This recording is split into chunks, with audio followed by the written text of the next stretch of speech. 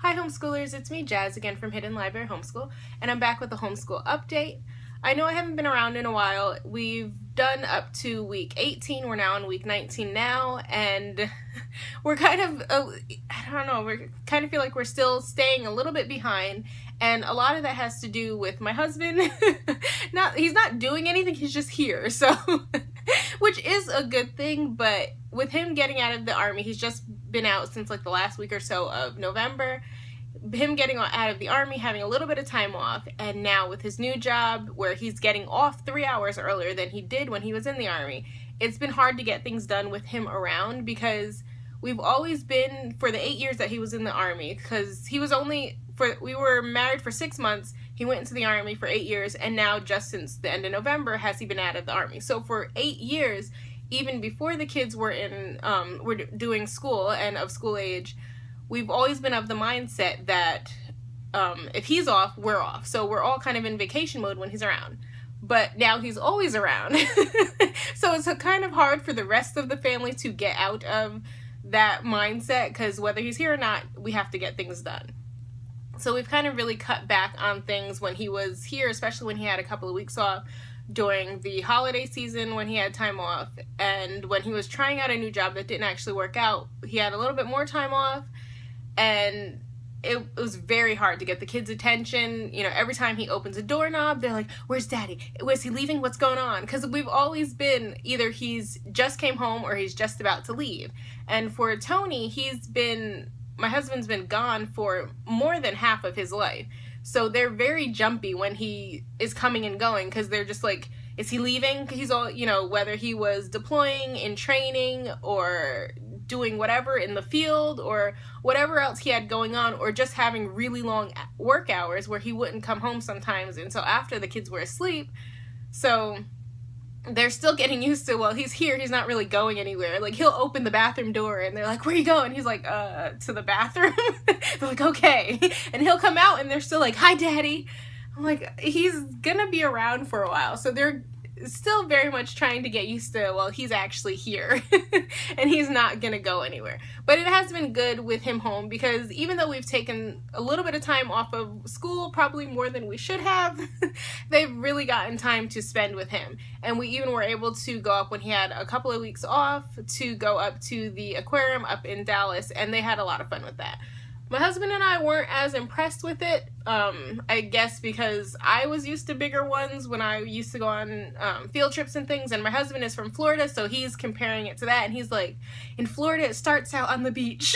And he's got like this whole story about it, so it's, to him, not nearly the same, but the kids really loved it and want to go back, so it wasn't a wasted experience. They had a lot of fun. And just to spend time with daddy, so that of course is, you know, good in itself. And also I haven't been doing as many videos or any videos in a while because I just felt like I was doing both too much and too little, and I'm thinking, like, how is this possible that I'm doing too much and too little at the same time? And one day I was just sitting and I was like, no, I'm doing too much and they're doing too little.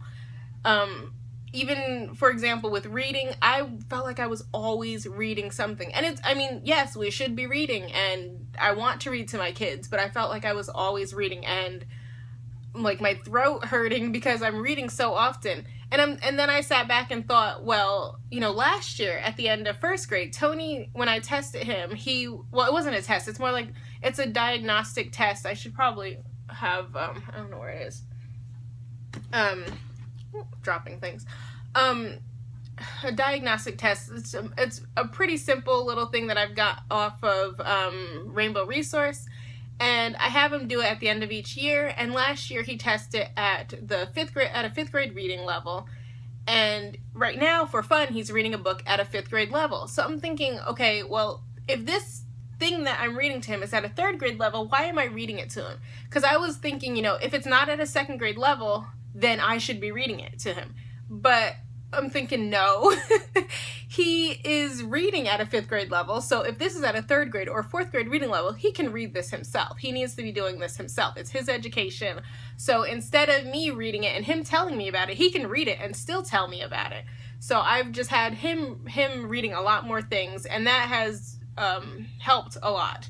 where I'm not feeling like I'm reading as much, and I feel like now I'll have more time and more of my voice to read to the other, to the younger kids. I also have, did I drop it? Have added a little more online things and also a couple more books. So I did add this, and this is at a second grade reading level, but I felt like this was actually at a good level.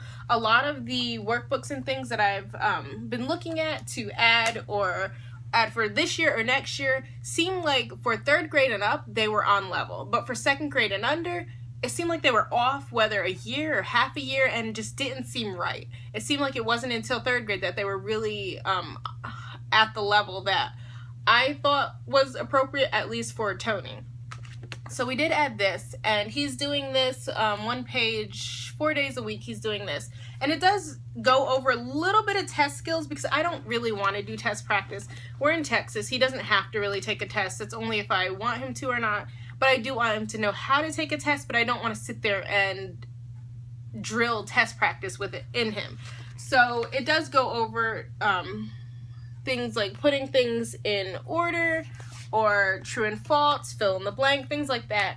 And it also is a bit of a review on different topics. So I'm liking him doing this, and he's reading this, telling me about it, but also doing the questions. I also added, because I feel like with our math program, he's not getting enough time and money practice. So I did add this workbook here, and you can see it's only the front cover because it's been ripped up and put within his folders. So I just have the front cover of that. So he's working on that, and he's able to do that stuff by himself. And he finished off first, second, and third grade the portions of this, the all about homophones.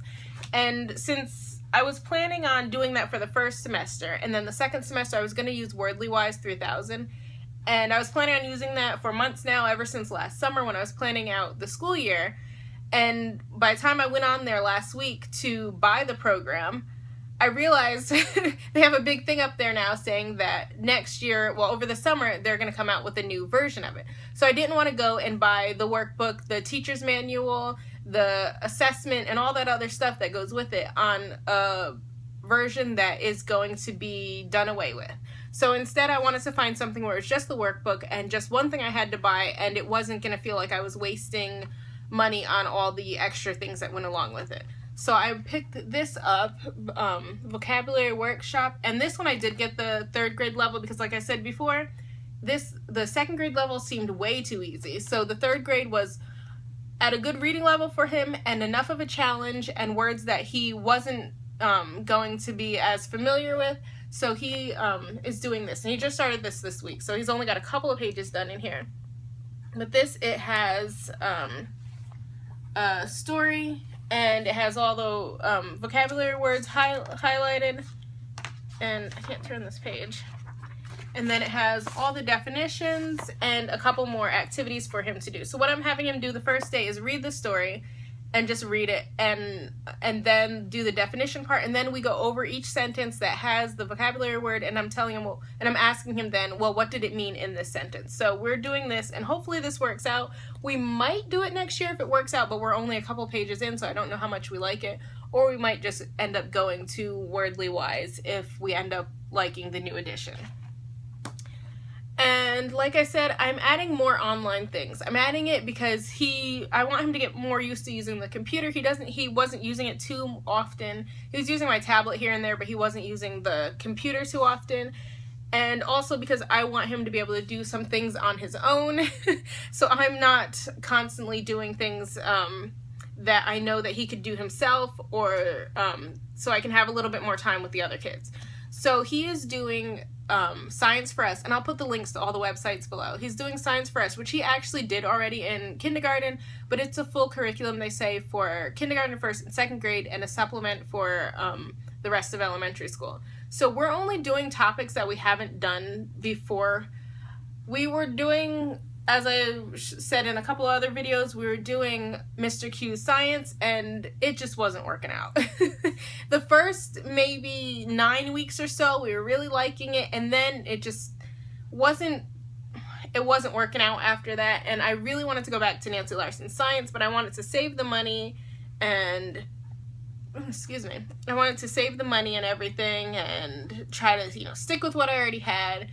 But I really should have, when I had the money and when we would have had the time to complete it in time, I really should have just went ahead and got it. But now it's kind of too late to do that. I don't feel like we'd be able to finish it in time before the end of the year. So instead, we are doing Science for Us, and he's doing the lessons and the activities on the computer, and at the end of the week doing the quiz. And I picked these books up. We're not doing all of them, but I have 1st through 4th grade because I kind of wanted to look through them and see which one would be best. But he is doing the 2nd grade one, which is, I think, a little bit below 2nd grade, at least what I feel like Tony could be doing. But we're doing this one because he's done a lot of these topics before, and he's already learning a lot of the material from Science for Us, so there wasn't a need to just, add on more and more stuff. So he's doing this, and I really, really like this series. They have, let's see, they will have, it's kind of like a work text, actually. So, for example, if I can, okay, so this one is about plants, and then it will go on and talk about the plants, and the kids read that. There are different things for them to do within here, and then there are also some projects. And I like this, that it's all in one, that I don't have to go and look for other projects for him to do. This is a simple one where they're, just get some pea plants, pea seeds, and you're going and seeing how big and how tall the plant gets after 2 months or so. And it gets more and more difficult as they go up, and this goes up to 5th grade. So I think that we will probably be using this as a supplement for the next couple of years, because I really, really like this work text. And I also picked up, and this is just because I'm a history and science book junkie, always try to find the best one, Dr. Art's Guide to Science. And I wanted to look through this, and I really do like this, but I don't know that we'll be using it now, but it's definitely something that I will be looking through, and before we go over different topics, so that we can talk about them a little bit more. So we've kind of moved science to a lot more independent, where I'm just going over the stuff with him, and we're of course doing the activity together, but a lot of the work itself he's able to now do by himself, so that's taken something off of me. And for math, we've taken a break from Right Start Math. I really, really, really like Right Start Math. It's a great program, and we do plan on continuing with it, but with trying to settle things down and actually make it through the year, I think we're going to take a couple of weeks off, and he is doing, but I don't want to take off from math, because that's, just not a good idea.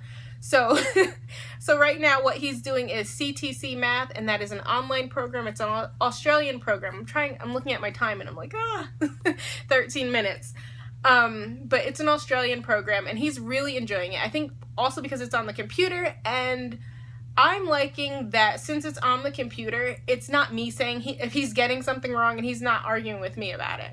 I can set what his passing grade is, so I set his passing grade to 90. So if he doesn't get a 90, he didn't pass it. 80 is still not passing. So when we were doing Right Start, if he didn't get something right, then he's like, but I did this, and trying to argue his way. No, if you got the wrong answer, it's the wrong answer. I can't really change math because just because you're upset about that and don't want to do the problem again.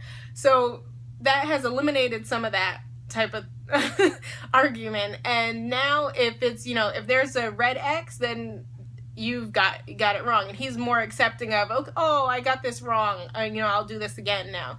As opposed to, it's not mommy saying it. The computer said you got it wrong, so you still have to do it again. So he'll do it, and if he gets it wrong, then the next day I have him do it again. If he's gotten an 80, then he can just do the problems again. If he's gotten less than an 80, I have him watch the video again. And I probably will do a short video on CTC Math, because it's a great program. So we've just been doing that, and a little bit more online programs. Clark is doing ReadingEggs and ABCMouse. and really enjoying those, but that's something he's been doing for a while. So yeah, I think that's it for an update. So yeah, we've just been planning for next year and trying to make it through this year. I'm excited about next year because next year for kindergarten, it's a grade I've already done before, so I've already have lesson plans and everything for that. And for Tony, it's going to be, we're going to start with an American history, and I'm excited about that simply because there's a lot of books on that, and it's a lot easier for me to find things on it. I've already started to get a couple of things on this, so I've already started to get some things. I actually have probably half of our curriculum for next year. But I will talk about that in another video, and thanks for checking out this one right here. Thanks for checking out the video from Sorry. Thanks for checking this video out from Hidden Library Homeschool. Please like, comment, and subscribe below. Bye.